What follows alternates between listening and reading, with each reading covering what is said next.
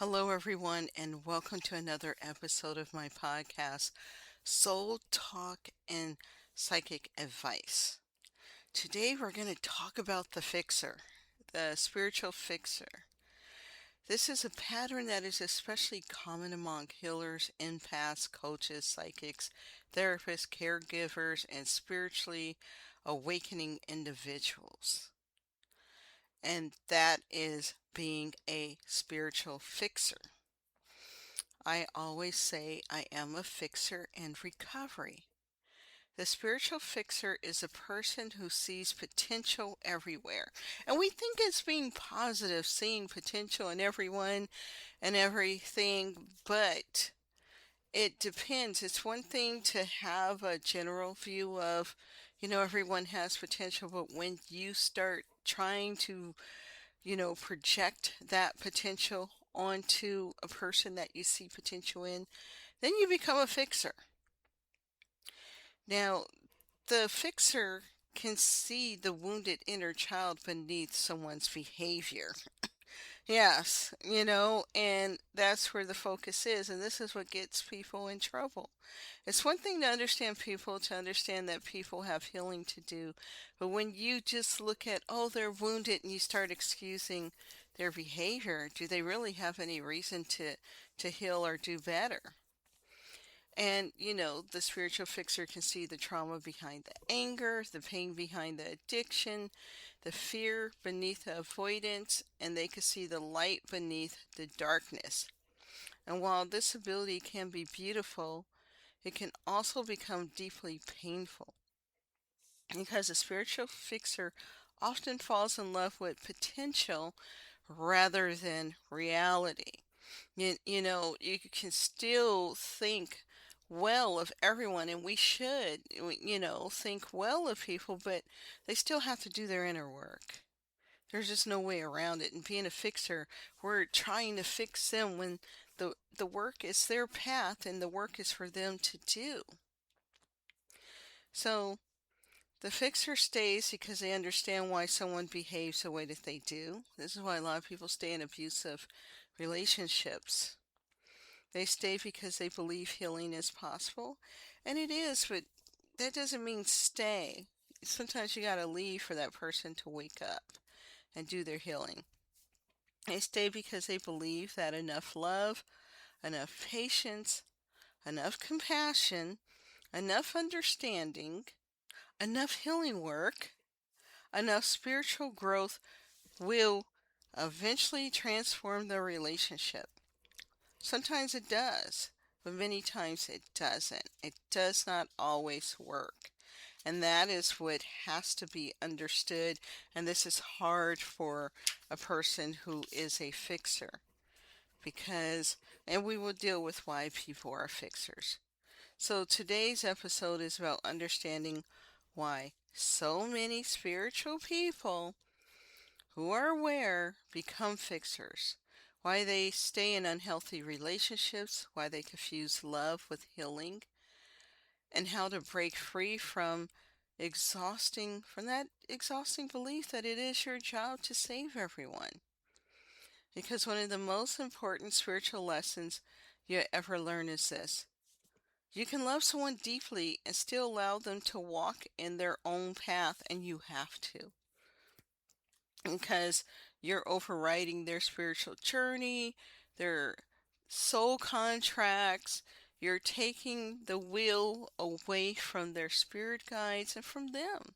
Everybody has autonomy. And of course, we don't like to see people suffer. I hate to see people suffer.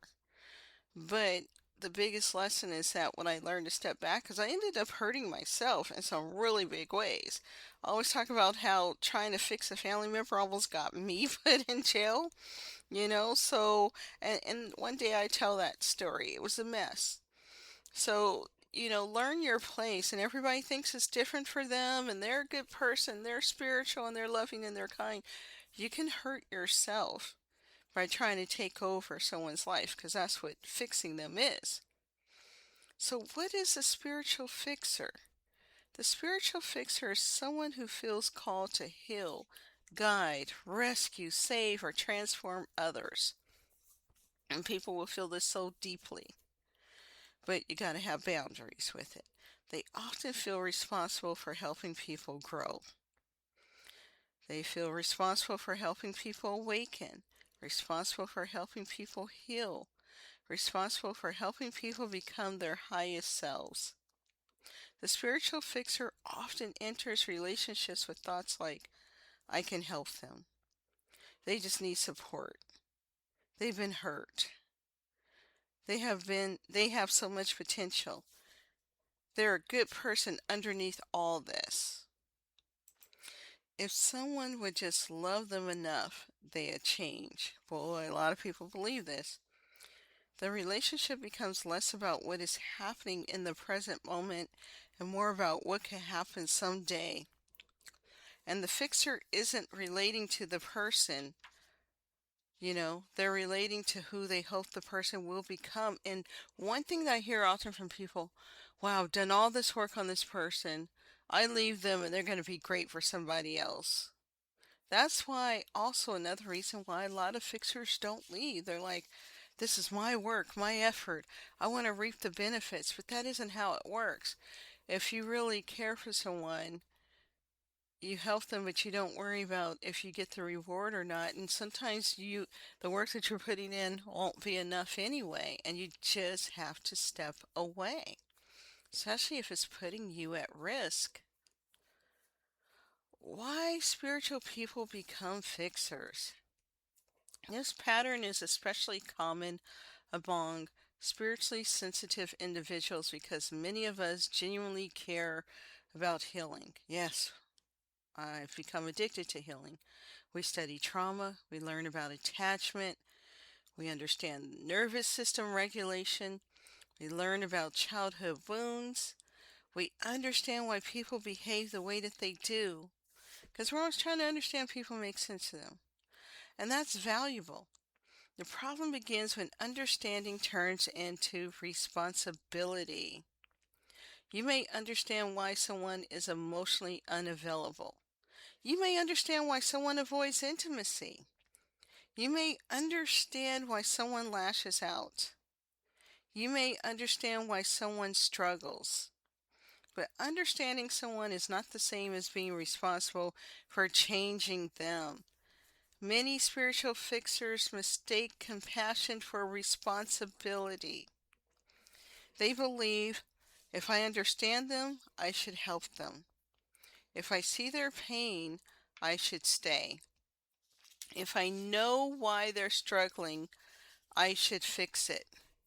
But awareness does not create obligation. Besides, it won't work. I've seen people do this over and over. I've done it before. It does not work. Only person who can fix themselves is the person. That's it. The hidden belief beneath the spiritual fixer. At the core of many fixer patterns is a hidden belief. Love can heal anyone. Now let's be clear. Love is powerful. Compassion is powerful. Support is powerful. But love alone cannot heal someone who is unwilling to heal themselves. Healing requires participation. Healing requires choice. Healing requires responsibility. Healing requires willingness. You can't will it enough for somebody else. The person who needs healing has to have the willingness. No amount of love can force someone to change.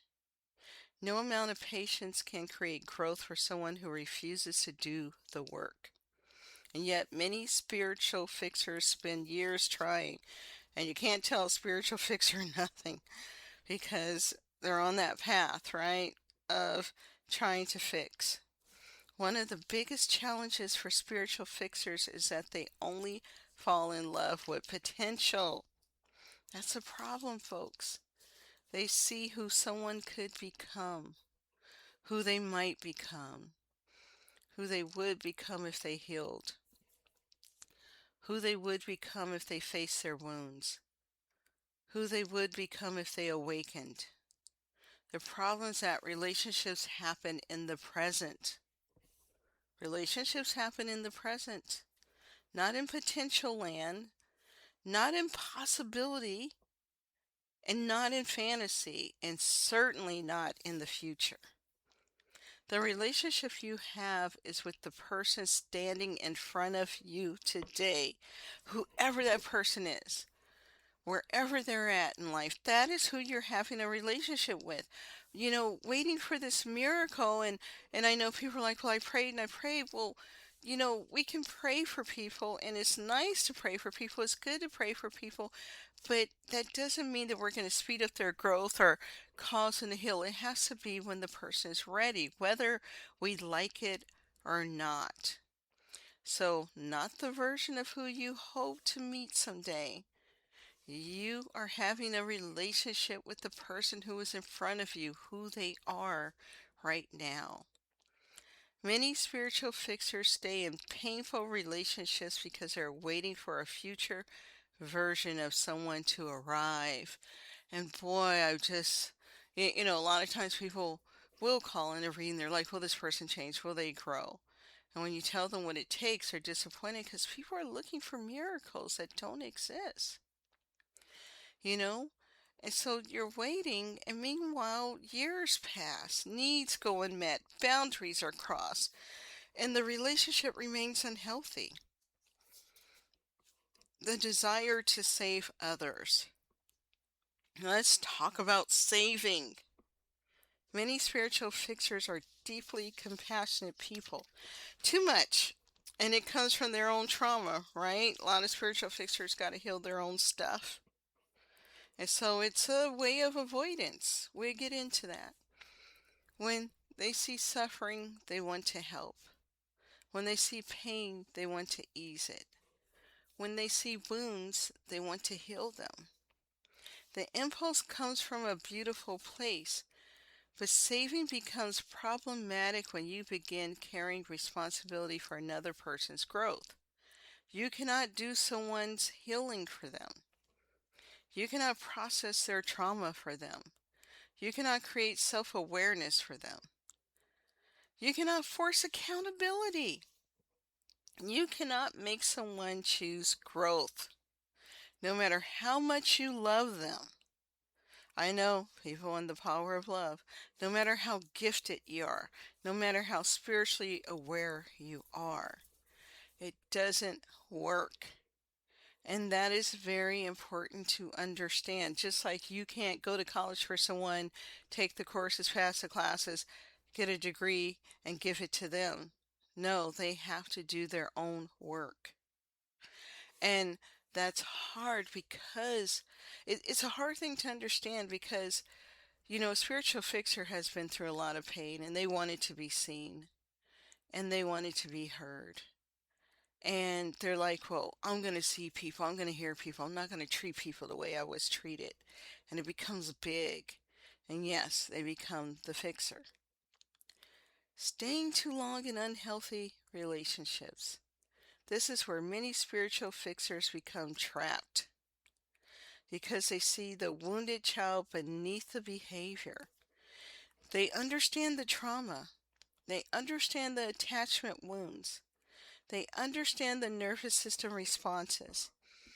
And they understand, and because they understand, they stay, right? They stay, they hope, they stay, they hope. They tolerate behavior they shouldn't tolerate. They excuse patterns that continue hurting them. They postpone difficult decisions. They ignore red flags. They overextend their compassion. Eventually, they begin sacrificing themselves. They stop asking, is this relationship healthy for me? And instead ask, how can I help the person heal? This is where people get stuck. That's a dangerous shift because your role in a relationship is not to become someone's therapist, parent, coach, healer, or savior. Your role is to be a partner. And a lot of times people don't know how to be a partner because they haven't had the right examples, you know? And a lot of people give too much, and then there's somebody who takes too much sometimes in relationships, and they're out of balance. The difference between supporting and fixing. This distinction can change your life.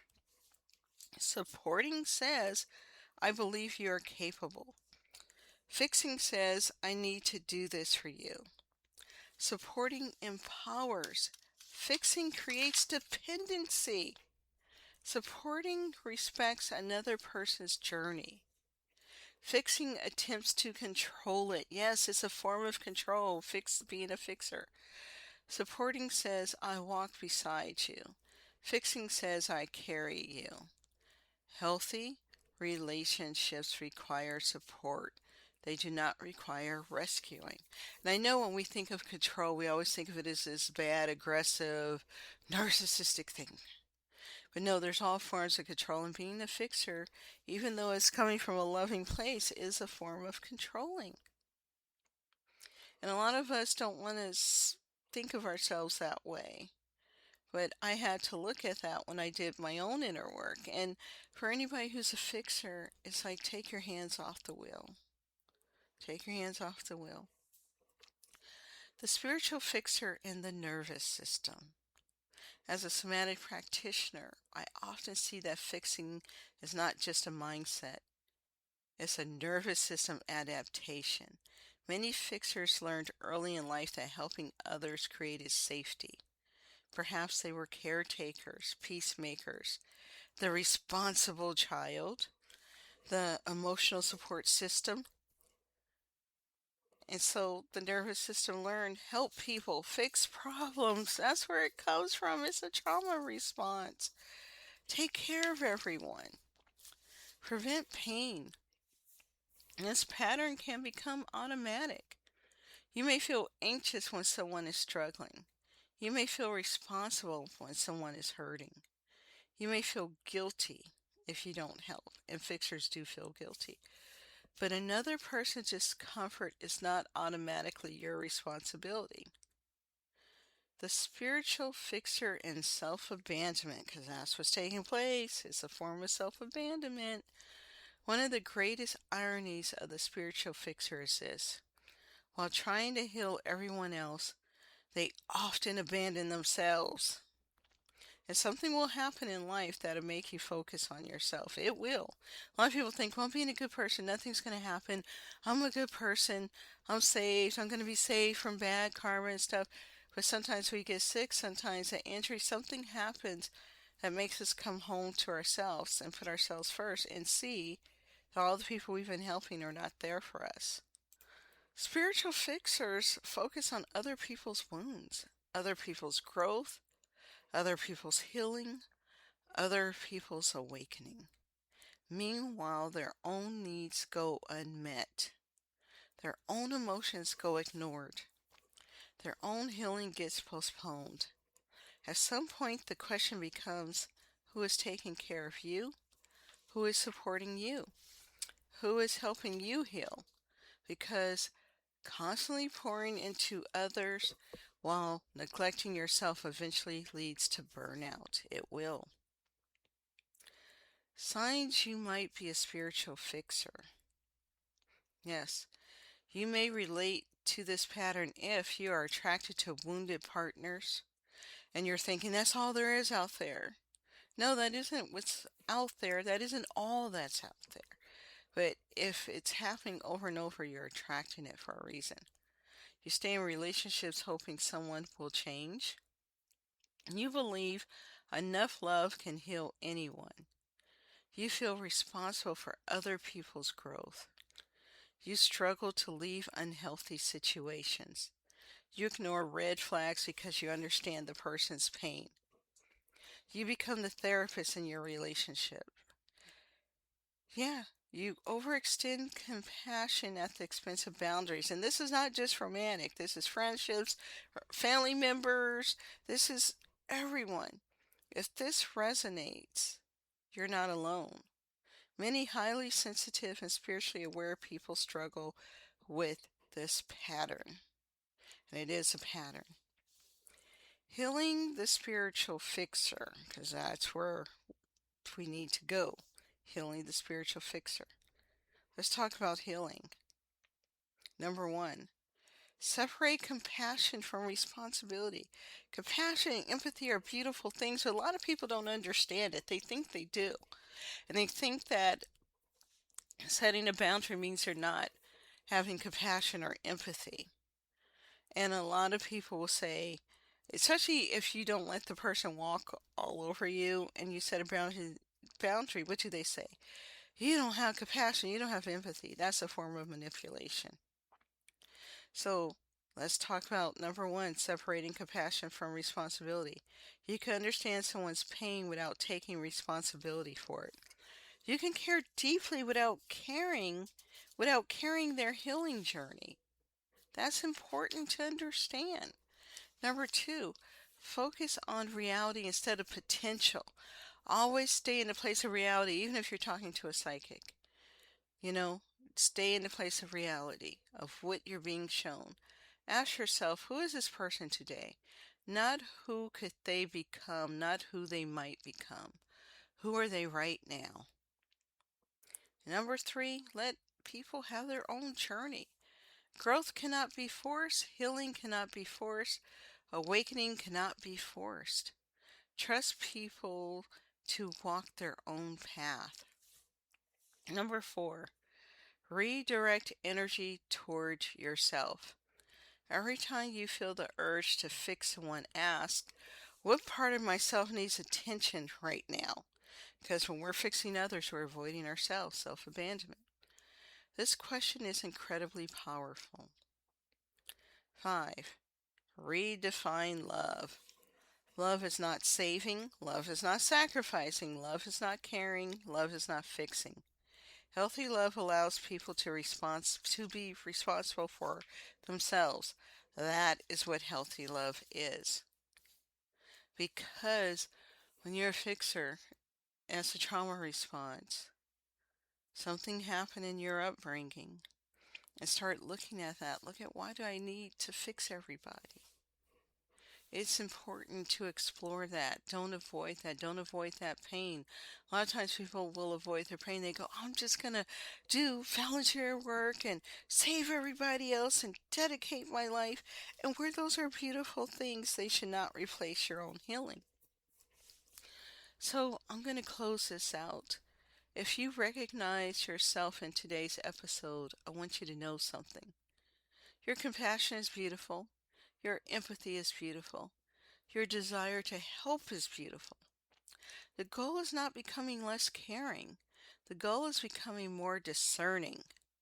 Not everyone is your responsibility. Not everyone is your assignment. Not everyone is yours to heal. Some people are meant to be loved. Some people are meant to be supported. Some people are meant to teach us lessons. And some people are meant to continue their journey without us. One of the most profound spiritual lessons is learning that love does not require self-sacrifice. You can love someone and let them go. You can care about someone and set boundaries. You can understand someone's wounds and still choose yourself. And perhaps most importantly, you can stop trying to heal everyone and finally give yourself permission to heal. Because that's what needs to take place. Got to do your own healing. Helping others without healing yourself is a problem. So thank you for joining me today. Until next time, be gentle with yourself, honor your energy, trust your inner wisdom, and remember, your purpose is not to save everyone you meet.